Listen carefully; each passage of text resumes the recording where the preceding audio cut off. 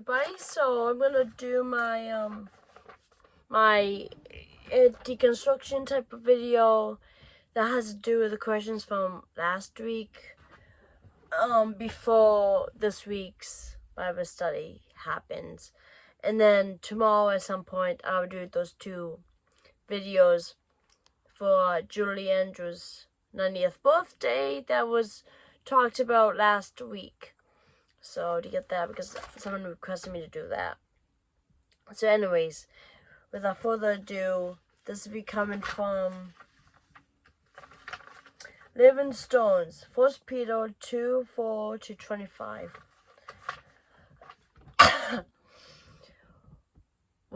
So here's the open question.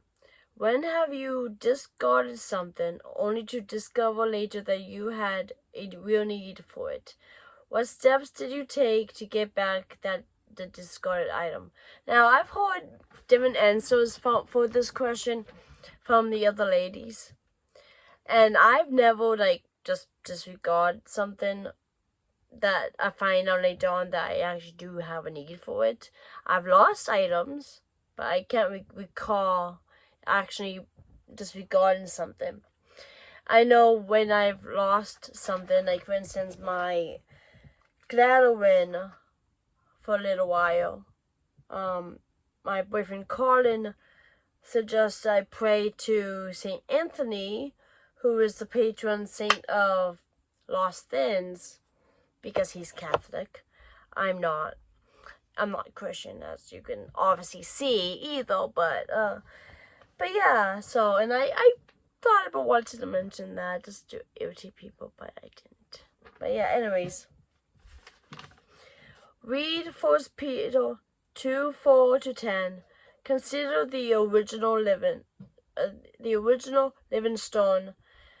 Verse 4. What was the contrast between the true identity of that living stone and how he was misunderstood? The true identity of the original living stone was Jesus Christ. He was the original living stone, and he was misunderstood based on his good deeds. No one liked what he was doing. Yeah. I don't feel like looking back at my notes because that's so a week ago. So throughout this passage, what different words and phrases does Peter use to describe Christians? I put down being built into a spiritual house to be a holy priesthood, offering spiritual sacrifices. That kind of do like. Which descriptive word or phrase resonates the most with you, and why? So I just wrote something down because there wasn't really anything that resonated in me. I put down, see, I lay a stone in Zion, a chosen and precious cornerstone, and the one who trusted in him. So, yeah. Moving on.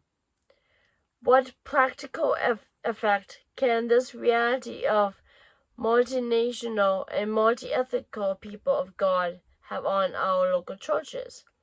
So I wrote down fostering cultural understanding, providing a more authentic witness. And we all pretty much say a lot of the same stuff. There's a lot more ethnicities and cultures celebrating Christianity. Read 1 Peter 2:11-25. What good results can we expect from keeping up good conduct among unbelievers? Unbeliever Lord. They may see your good deeds and glorify God on the day He visits us. A lot of Christians believe that of the second coming, Jesus is going to come back someday in our lives. I'm not going to hold my breath on that.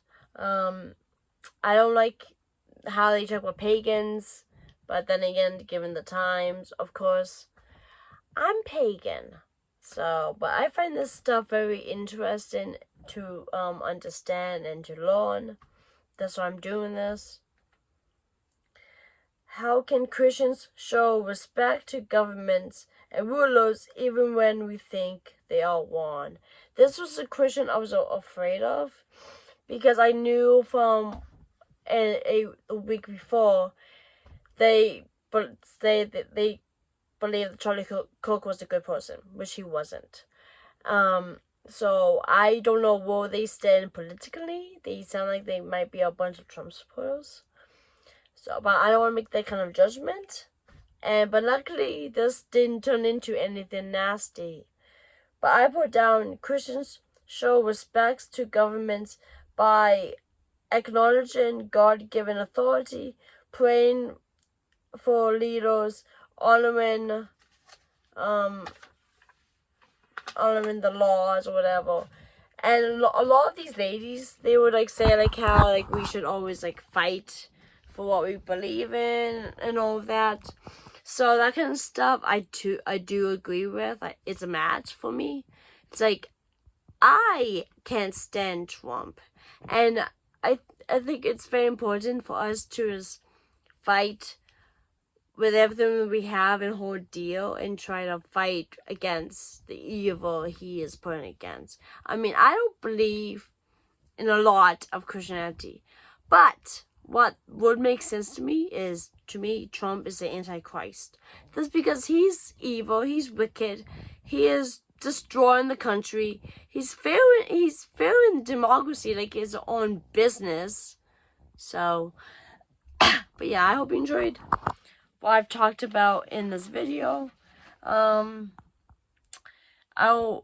continue on with week 2 discussion probably after the Bible study Wednesday, along with week 3 discussion.